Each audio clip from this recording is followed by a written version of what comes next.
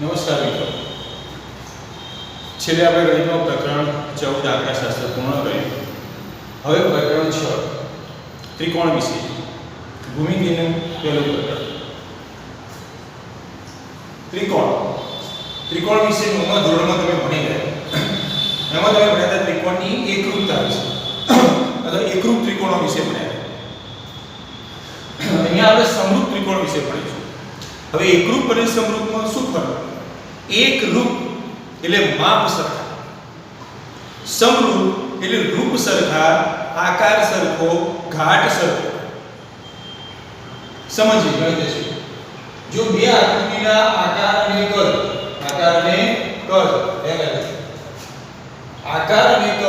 સમાન હોય ત્યારે તે બે આકૃતિઓ એકરૂપ છે એવું કહેવાય. આકાર અને કદ સરખા થાય એટલે માપ સરખા થાય તો એકરૂપ થાય. આપણે ભણવાનું છે સમરૂપ આકૃતિ.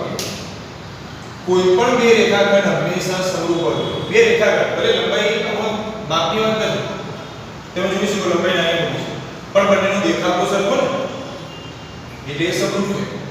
બે વર્તુળ હંમેશા સમરૂપ જ હોય, ભલે નાના મોટા રહે પણ દેખાવ આકાર તો સરખો. બે ચોરસ એ પણ હંમેશા સમરૂપ જ હોય. ત્રિકોણમાં કોઈ પણ બે સમભુજ ત્રિકોણ, સમભુજ એટલે સમબાજુ, જેની ત્રણેય બાજુઓ સરખી હોય તે સમભુજ ત્રિકોણ હંમેશા સમરૂપ હોય. સમભુજ સિવાયના ત્રિકોણ વિશે કશું કહી શકાય નહીં. પછી સમરૂપ બહુકોણ, પંચકોણ, ષટકોણ, સપ્તકોણ, અષ્ટકોણ, એ સમરૂપ બહુકોણ સમરૂપ ક્યારે થાય? તો જો સમાન બાજુવાળા બહુકોણ, બાજુઓ બધી સરખી હોય, સમાન બાજુવાળા બહુકોણના અનુરૂપ ખૂણાઓ પણ સમાન હોય, બાજુઓ સરખી હોય, ખૂણાઓ પણ સરખા હોય, અને તેમની અનુરૂપ બાજુઓ સમપ્રમાણમાં. બાજુ કેવી હોય? સમપ્રમાણમાં, એટલે સરખી નહીં, એમનો ગુણોત્તર સરખો, સમપ્રમાણમાં હોય તો તે બહુકોણ સમરૂપ છે તે કહેવાય. આપણે અહીંયા ત્રિકોણ વિશે અભ્યાસ કરવાનો છે. તો ત્રિકોણની સમરૂપતા. બે ત્રિકોણ સમરૂપ ક્યારે થાય? તો જો બે ત્રિકોણના અનુરૂપ ખૂણાઓ સમાન હોય, સમજો ત્રિકોણ ABC અને ત્રિકોણ PQR ની કોઈ સંગતતા આપી હોય, ABC સંગત PQR,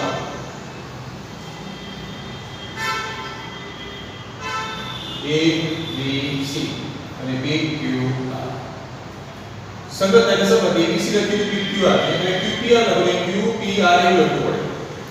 તો આવી કોઈ સંગતતા માટે અનુરૂપ ખૂણાઓ એવું હોય, A ને અનુરૂપ ખૂણો P, B ને અનુરૂપ ખૂણો Q, C ને અનુરૂપ ખૂણો R. અનુરૂપ ખૂણાઓ સમાન કેવા હોય? સમાન. અને એની અનુરૂપ બાજુ, અનુરૂપ એટલે AB ને અનુરૂપ બાજુ PQ થાય, તો AB/PQ, પછી BC/QR, AC/PR. આ અનુરૂપ બાજુ સમપ્રમાણમાં હોય, એટલે કે સમપ્રમાણ થયું, સરખી નથી, તેમનો ગુણોત્તર સરખો હોય. એટલે કે જો બે ત્રિકોણના અનુરૂપ ખૂણાઓ સમાન હોય અને તેમની અનુરૂપ બાજુઓ સમપ્રમાણમાં હોય તો તે બે ત્રિકોણો સમરૂપ છે એવું કહેવાય. તો ત્રિકોણની સમરૂપતા વિશે આપણે અભ્યાસ કરવાનો છે. હવે જોઈએ પહેલા થેલ્સ નામના ગણિતશાસ્ત્રનો પ્રમેય છે. એને સમપ્રમાણતાનું મૂળભૂત પ્રમેય કહે છે. બહુ જ અગત્યનું, વેરી મોસ્ટ આઈએમપી 4 માર્ક્સમાં તમારે આ પ્રમેય પૂછાશે. નવમા ધોરણ કરતા અહીંયા પ્રમેયોની સંખ્યા ઓછી છે, જેમ ચાલે તૈયાર કરતું રહેવું. તો સમપ્રમાણતાનું મૂળભૂત પ્રમેય અથવા એને કહેવાય છે થેલ્સનું પ્રમેય. હવે એમાં પ્રતિક્રિયા પણ તૈયાર કરવી પડે. થેલ્સનું પ્રમેય લખો અને સાબિત કરો. તો સમપ્રમાણતાનું મૂળભૂત પ્રમેય લખો અને સાબિત કરો. તો તમારે પ્રતિક્રિયા લખવી પડે. શું કહે છે? જો ત્રિકોણની કોઈ એક બાજુને સમાંતર દોરેલી રેખા, ત્રિકોણની 3 બાજુ હોય, એમાં કોઈ એક બાજુને દોરેલી સમાંતર રેખા, અહીં કે ત્રિકોણ છે, અહીં કે આ બાજુ છે, આને તમે સમાંતર રેખા કોઈ દોરો, તો દોરેલી સમાંતર રેખા બાકીની બે બાજુને ભિન્ન બિંદુમાં છેદે. તો બાકીની બે બાજુને ભિન્ન બિંદુમાં છેદે તો તે બાજુઓ પર કપાતા રેખાખંડો, આ અને આ રેખાખંડ કપાયા, આ 4 ટુકડા થયા ને, આ રેખાખંડો તે બાજુઓનું સમપ્રમાણમાં વિભાજન કરે છે. સમપ્રમાણમાં, ધ્યાન રાખો, સમપ્રમાણ એટલે આવી ગુણોત્તર, સમાન ગુણોત્તરમાં વિભાજન કરે છે આવું સાબિત કર્યું છે હવે હંમેશા પ્રતિક્રિયા ઉપરથી અક્ષર સાથે લખવા પ્રયત્ન કરીએ જો ત્રિકોણની ત્રિકોણ ABC કોઈ એક બાજુની સમાંતર રેખા તો ની બાજુ BC ને સમાંતર રેખા આપણે લઈએ D કઈ D બાકીની બે બાજુ કઈ AB અને AC ને અનુક્રમે D અને E માં છેદે છે એટલે D સમાંતર BC છે ખ્યાલ આવ્યો એ બાકીની બે બાજુ AB અને AC ને D અને E માં છેદે છે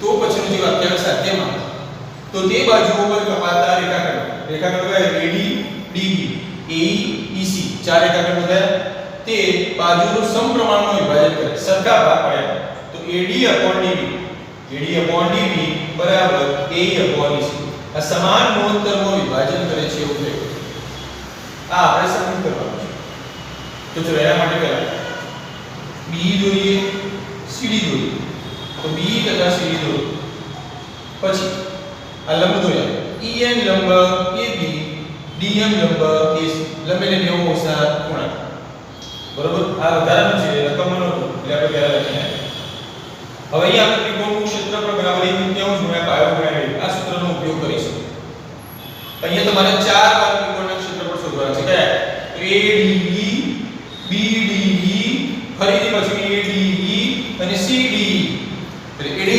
BDE CDE આવું યાદ રાખવાનું ADE બે વાર આવશે જોઈએ આ ખાલી ADE લખ્યું આ નંબર છે ત્રિકોણ ADE નું ક્ષેત્રફળ સમજ્યા ત્રિકોણ ADE નું ક્ષેત્રફળ બરાબર એ ADE આ રીતે લખી શકાય એટલે ખાલી ADE લખો એટલે આ રીતે ત્રિકોણ ADE નું ક્ષેત્રફળ 1/3 ગુણ્યા પાયો તો ADE થયું ADE એનો પાયો થયો AD પાયો કયો થયો AD અને એનો વેધ થશે EN કયો EN તો 1/3 ગુણ્યા પાયો ગુણ્યા EN હવે બીજું છે BDE આ ત્રિકોણ દેખાય છે એનો પાયો થાય BD કયો થાય BD અથવા DB અને એનો વેધ થશે EN કયો થશે EN હવે આ બંનેનો ગુણોત્તર લે AD ભાગ્યા BD આ લખી રાખ્યું આવડી ગયું તો AD/BD બરાબર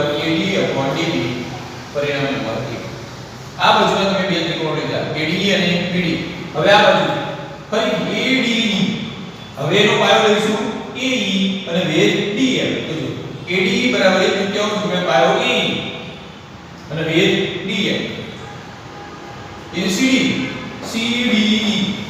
CD એનો પાયો થશે EC વેધ તો થશે DM થયું બંનેનો પાછું ગુણોત્તર લો ત્યારે જો ઇન્ટરનથી કરી દેવા ફરીથી લખવાનું તમારે ઉડી ગયું તો AD/CD બરાબર AE/EC હવે જો આપણે આ સરખાવા આપણે આ લાવું છે ને સરખું જો AD/D બરાબર AE/EC આ બે સરખું બતાવવું છે હવે આ બે સરખું બતાવવું હોય તો આ સરખું થવું જોઈએ હવે હું ઉપર જો AD છે તો BD અને CD સરખા બતાય તો આકૃતિમાં જો BD અને CD શું છે BDE અને CDE બંને મળી BDE CDE બંને મળી ગયા તો બંને ત્રિકોણો એક જ પાયા પર ત્રિકોણ BD અને ત્રિકોણ CDE એક જ પાયા D પર અને સમાંતર રેખાની જોડ BC સમાંતર D ની જોડ વચ્ચે આવેલા છે તો આપણે 9મા ધોરણમાં ભણ્યા